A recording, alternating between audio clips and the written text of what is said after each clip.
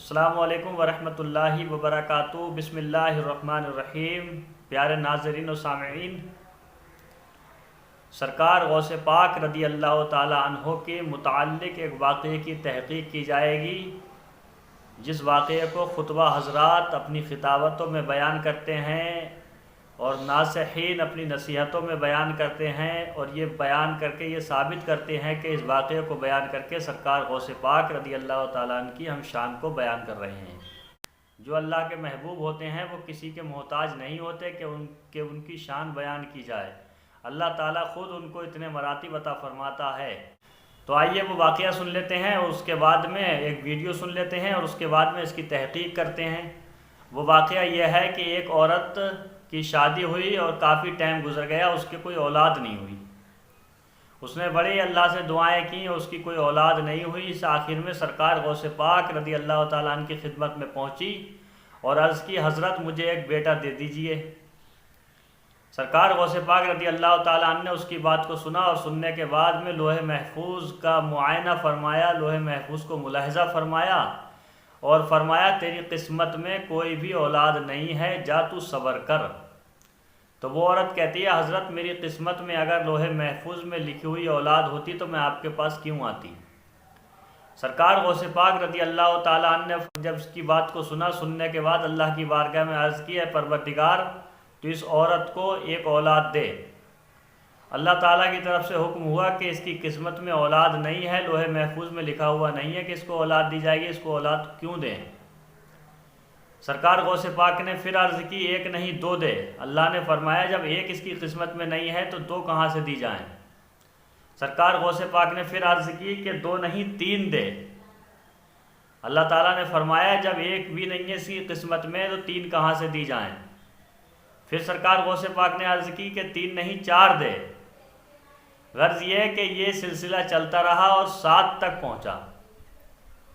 آخر میں سرکار غوث پاک رضی اللہ تعالیٰ عنہ نے اپنے خانقاہ کی تھوڑی سی مٹی اٹھائی اور اٹھا کر کے پڑیا بنائی، پڑیا بنا کر کے اس عورت کو دے دی، کہا اس کو تعبیر پہن لے، اللہ تعالیٰ تو یہ 7 بیٹے عطا کرے گا۔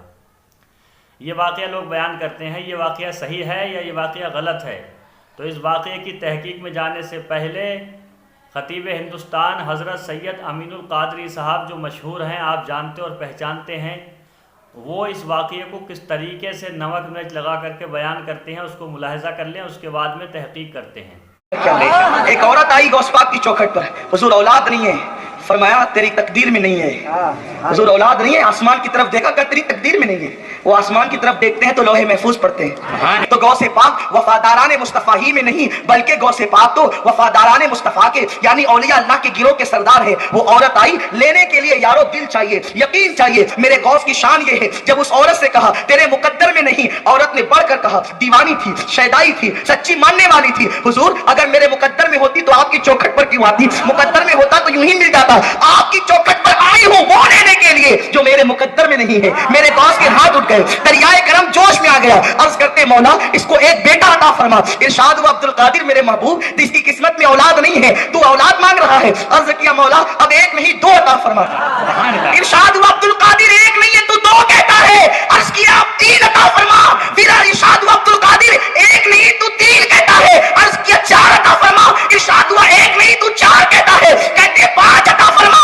ارشاد ہوا ایک نہیں تو 5 کہتا ہے، گنتی بڑھتی گئی 11 والے پیر 11 پر آ گئے، اب اس کو 11 بیٹے عطا فرما۔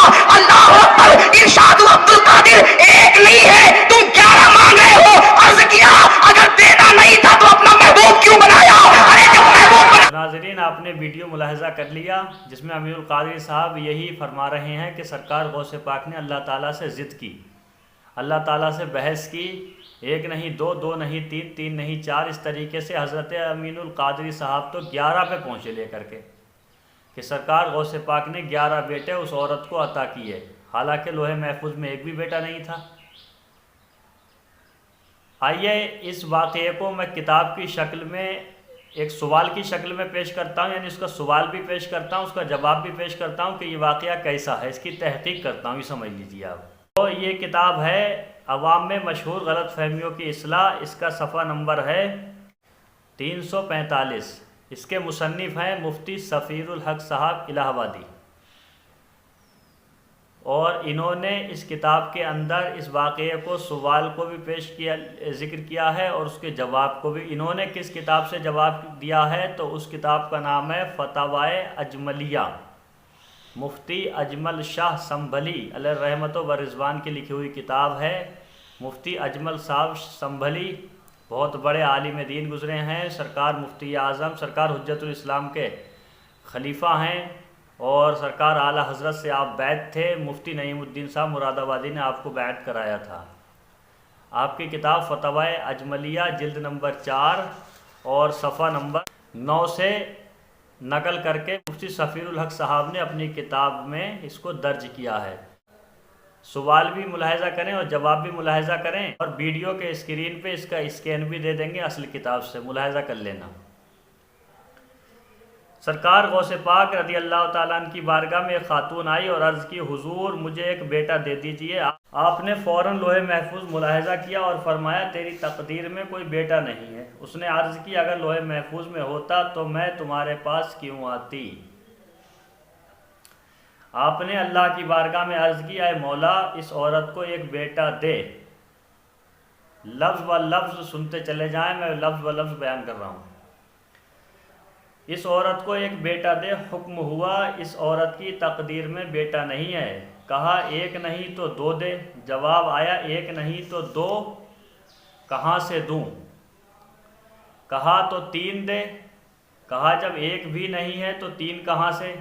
جب وہ عورت نا امید ہوئی تو غوث پاک رضی اللہ تعالیٰ عنہ نے غصے میں آ کر اپنے دروازے کی خاک کی تعویذ بنا کر دے دی اور کہا تیرے 7 لڑکے ہوں گے۔ وہ عورت خوش ہو کر کے چلی گئی اور اس کے 7 لڑکے ہوئے۔ یہ آپ نے سوال سن لیا۔ اب اس کا جواب میں ایک اور واقعہ اسی طریقے کا بیان کیا تھا، دونوں کے جواب مانگے کن سے؟ مفتی اجمل صاحب سنبھلی علیہ الرحمہ سے۔ تو آپ اس کا جواب میں کیا فرمائے وہ ملاحظہ کریں۔ یہ دونوں واقعات کسی معتبر مستند کتاب میں نظر سے نہ گزرے اور بظاہر بے اصل و لغو معلوم ہوتے ہیں، ان سے احتراز کرنا چاہیے۔ فتاوائے اجملیہ جلد نمبر 4 صفحہ نمبر 9۔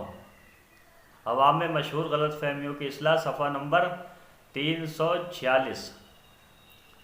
مطلب یہ ہے کہ سرکار غوث پاک رضی اللہ تعالیٰ عنہ نے اس کو تعویذ بنا کے دیا تو پھر اس عورت کے 7 بیٹے پیدا ہوئے، اور امین القادری صاحب فرما رہے ہیں کہ 11 بیٹے ہوئے۔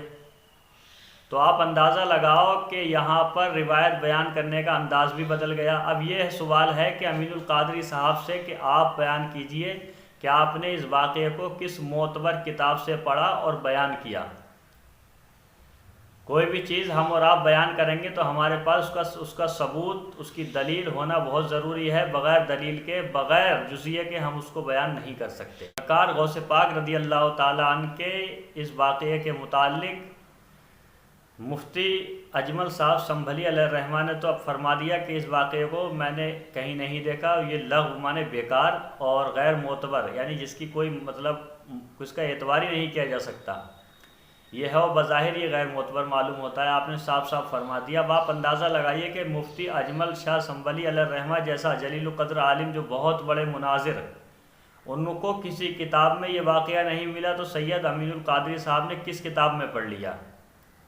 اس کا جواب طلب کیا جائے حضرت سید امین القادری صاحب قبلہ سے کہ آپ نے یہ جو واقعہ بیان کیا ہے اس کو کسی مستند عالم کی کتاب میں بیان فرمائیں، اس کی عبارت کو پیش کریں، حوالہ دیں، اور اگر آپ حوالہ نہیں دے سکتے تو ایسی باتیں جن کی کوئی اصل نہ ہو، جو بے اصل واقعات ہوں، ان کو بیان نہ کریں۔ میرے کہنے میں جو غلطی ہوئی ہو میں توبہ کرتا ہوں۔ استغفر اللہ ربی من کل ذنب واتوب الیہ۔ السلام علیکم ورحمۃ اللہ وبرکاتہ۔